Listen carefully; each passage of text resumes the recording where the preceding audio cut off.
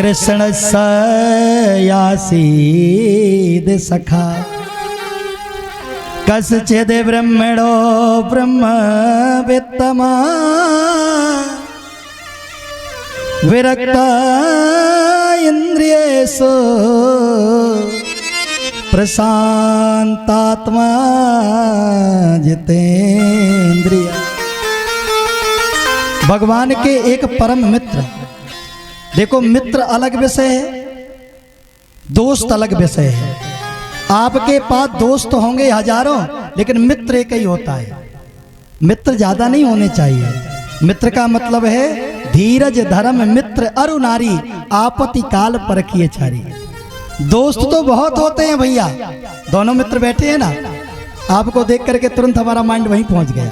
लेकिन मित्र केवल एक जीवन में होता है, और वो कैसा है? केवल सुख का साथी नहीं होता। सुख के साथी दोस्त होते हैं, लेकिन मित्र तो दुख का साथी होता है, उसे मित्र कहते हैं। भगवान के एक सखा हैं, कृष्णस्यासीत सखा कश्चिद ब्रह्मणा ब्रह्मवेत्तमा। जिनका स्वभाव कैसा है? विरक्ता इंद्रियार्येषु प्रशांततमा जितेंद्रिय। इंद्रियों को इन्होंने जीत लिया है। एक बार क्या हुआ, दान पेटी में, देखिए वो है दान पेटी में, भैया कमेटी वाले कोई सदस्य आए, भैया दान करना चाहते, इन्हें ले जाएं। नरेश भैया दान लीजिए भैया को। वाह, अरे जय हो तेरे दान की, पकड़ लियो तना दान करत में गिर ना जाए। बोलो राधे राधे। उन्हें कौन देखे है, लेकिन ले लो पैसा है, कैसे भाव पुण्य में तो जा रहे हो, पग्गा वाला आए। बोलो वहां के बिहारी लाल की। चलो एक बार इनके लिए जोरदार तालियां बजाइए।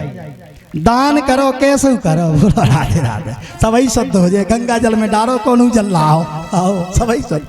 बोलो राधे राधे, और जोर से बोलो। जब ये जहाँ का उगते तो हमें तो लगा तो मंच छोड़ के भाग दे, बड़ा खतरनाक। बोलो राधे राधे। बड़े अच्छे भक्त हैं। देखो ये तो संसार का नियम है। तो चलो हम भगवान के चरित्र में चलें। सुदामा जी महाराज विरक्त हैं और जितेंद्रिय हैं, पोरबंदर में रहते हैं। लोग कहते सुदामा जी भीख मांगते हैं, यही सुना है ना। भगवान का भक्त कभी भिक्षा मांग ही नहीं सकता। ये कैसे जीते हैं? तेरी मर्जी में जी लूंगा,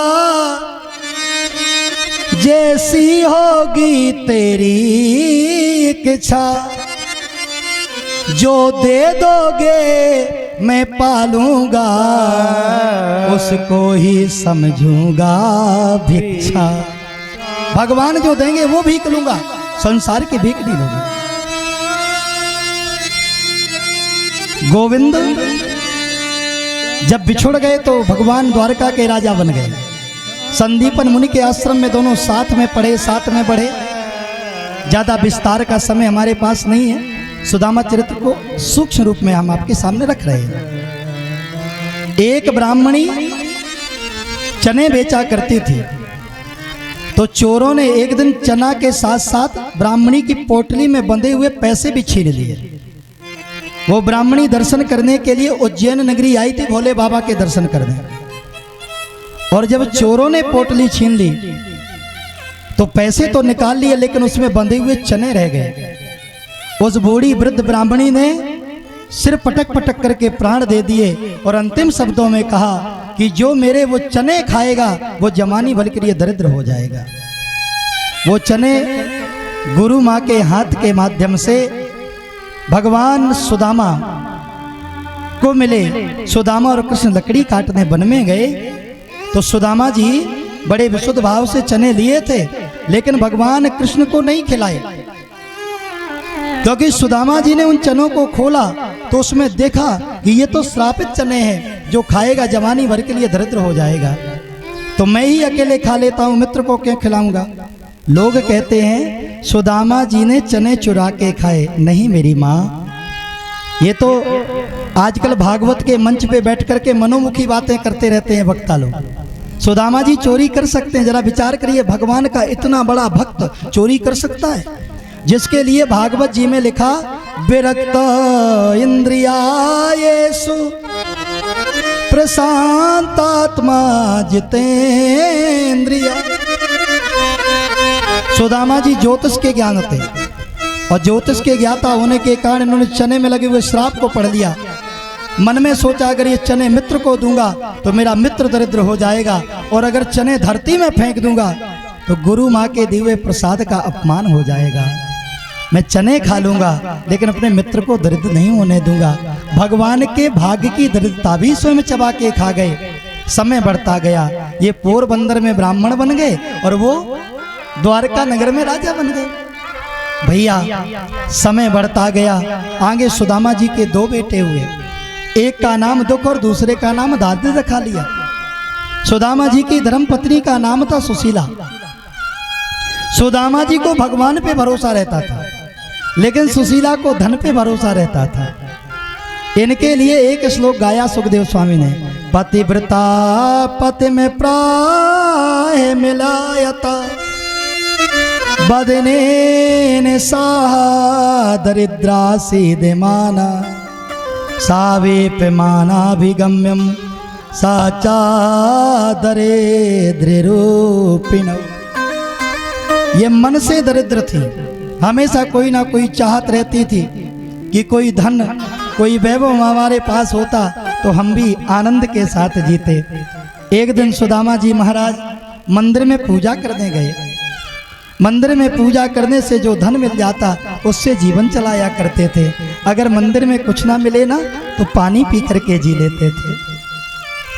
घर लौट करके आए, बालकों ने मन में विचार किया कि आज कुछ खाने को जरूर मिलेगा, लेकिन सुदामा जी के सामने जब आए, पिताजी कुछ लाए हैं क्या?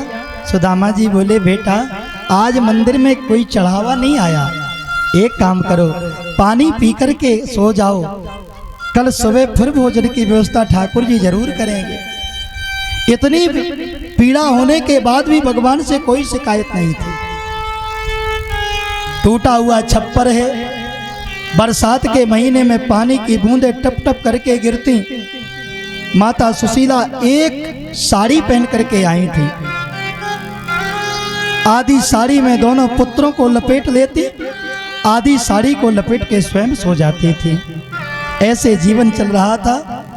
एक दिन पुत्रों को सर्दी लगने लगी तो दोनों पुत्रों से बोली, बेटा बैठ करके गोविंद का नाम जप करो, सर्दी अपने आप समाप्त हो जाएगी। पुत्रों ने कहा, माँ क्या नाम जपने से सर्दी मिट जाती है, सर्दी कट जाती है? माता ने कहा, सुशीला ने, इंद्र का वज्र भी उनका नाम लेने से कट जाता है, ये तो सर्दी है, भगवान का भजन किया करो। और पता है, आंखों में आंसू बहा के दोनों पुत्रों को सीने से लगा के कहने लगी, हे गोविंद अगर किसी को जीवन देना तो भले ही मृत्यु दे देना, लेकिन गरीबी मत देना, गरीबी मत देना। और क्या कहने लगी, वो रो रो के कहती है